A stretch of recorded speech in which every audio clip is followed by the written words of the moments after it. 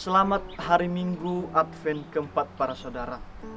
Salam damai dan kebaikan untuk kita semua. Para saudara dan saudariku terkasih, bacaan-bacaan sabda Allah dalam Minggu Advent keempat sebagai persiapan Natal terakhir hari ini mengajak kita mendengarkan dengan penuh perhatian warta kelahiran Juru Selamat. Kendati pun situasi pandemi saat ini membatasi pergerakan kita menyambut Natal dengan meriah, kita jangan berputus asa.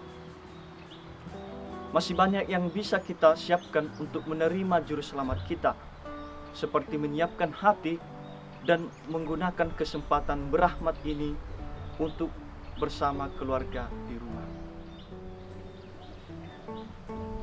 Memang situasi yang kita alami saat ini merupakan sesuatu hal yang tak biasa dan mengherankan. Maka dari itu kita harus menikmatinya. Sebab Bunda Maria lebih dahulu mengalami hal yang sama, terkejut ketika menerima kabar dari malaikat Tuhan kepadanya bahwa ia akan melahirkan Juru Selamat. Di samping itu, hal yang sama juga kita temukan dalam bacaan pertama. Di situ kita mendengar pengalaman akan Allah di dalam diri Raja Daud. Ketika Daud sudah menjadi raja yang kuat dan jaya, ada rasa heran yang dialaminya. Ia baru menyadari bahwa ternyata tabut perjanjian hanya berada di dalam sebuah kemah yang sederhana, bukan di tempat yang mewah dan megah. Dari peristiwa ini, kita diajak untuk menyadari kasih dan kebaikan Tuhan. Dialah yang selalu mengambil inisiatif pertama untuk menyelamatkan kita dengan berita yang mengherankan. Santo Paulus dalam bacaan kedua melengkapi janji Tuhan dalam kitab Perjanjian Lama. Ia mengakhiri suratnya kepada jemaat di Roma dengan mengatakan bahwa Allah berkuasa menguatkan kita menurut Injil yang dimaklumkannya dan pemberitaan tentang Yesus Kristus. Pernyataan rahasia yang berabad-abad lamanya tersembunyi itu kini dinyatakan menurut perintah Allah yang abadi lewat kitab-kitab para nabi kepada segala bangsa untuk membimbing kita kepada ketaatan iman. Rahasia Allah yang dimaksud Paulus adalah nubuat Tuhan melalui para nabi tentang kedatangan Yesus Kristus. Dalam Injil kita mendengar inisiatif dari Tuhan untuk mengkonkretkan rahasia yang tersembunyi berabad-abad itu. Caranya adalah mengutus malaikat Gabriel untuk menyampaikan kabar sukacita kepada Maria, seorang wanita sederhana dari Nazaret. Inilah warta sukacita itu. Salam, hai engkau yang dikaruniai, Tuhan menyertai engkau. Janganlah takut, hai Maria, sebab engkau beroleh kasih karunia di hadapan Allah. Sesungguhnya, engkau akan mengandung dan akan melahirkan seorang anak laki-laki, dan hendaklah engkau menamai dia Yesus. Ia akan menjadi besar dan akan disebut anak Allah yang maha tinggi. Dan Tuhan Allah akan mengaruniakan kepadanya tahta Daud, bapa leluhurnya, dan ia akan menjadi raja atas kaum keturunan Yakub sampai selama-lamanya, dan kerajaannya tidak akan berkesudahan. Mendengar perkataan malaikat, maka reaksi Maria adalah terkejut dan bertanya dalam hati semua perkataan malaikat itu. Tentulah kita bertanya, apakah Maria merasa khawatir dengan kabar ini? Ya, pasti. Untuk menenangkan batin Maria, maka malaikat meyakinkannya dengan seruan demikian. Roh Kudus akan turun atasmu, dan kuasa Allah yang maha tinggi akan menaungi engkau. Sebab itu, anak yang akan kau lahirkan itu akan disebut kudus, anak Allah. Dan sesungguhnya Elisabet sanakmu itu Ia pun sedang mengandung seorang anak laki-laki pada hari tuanya. Dan inilah bulan yang keenam bagi dia yang disebut mandul itu.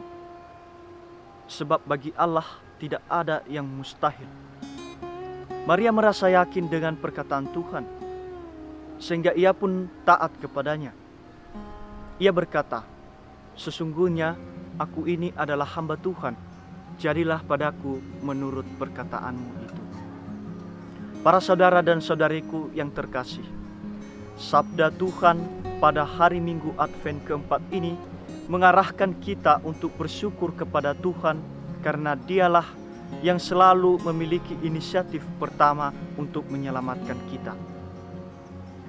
Inisiatifnya untuk menyadarkan Daud bahwa ia hanya seorang manusia biasa dan hanya Tuhanlah yang punya kuasa menyuruh malaikat Gabriel kepada Bunda Maria bahwa ia akan mengandung dari Roh Kudus dan melahirkan Yesus, untuk meyakinkan umat yang percaya kepada Kristus bahwa semua rahasia yang tersimpan berabad-abad akan menjadi nyata dalam diri Yesus Kristus. Maka para saudara dan saudariku yang terkasih, marilah kita membangun inisiatif untuk menolong sesama yang sangat membutuhkan bantuan dari kita. Bahwasanya kita juga diajak untuk menerima sabda Tuhan. Sebagaimana Daud dalam kitab Perjanjian Lama, Bunda Maria dan Santo Paulus, mari kita juga terbuka kepada sabda Tuhan, menjadi ibu yang siap mendengar, menerima dan melakukan sabda seperti Bunda Maria. Ia menerima Yesus sebagai sabda kehidupan, mendampinginya sampai tuntas. Maria adalah model kita dalam mendengar dan menghayati sabda Tuhan.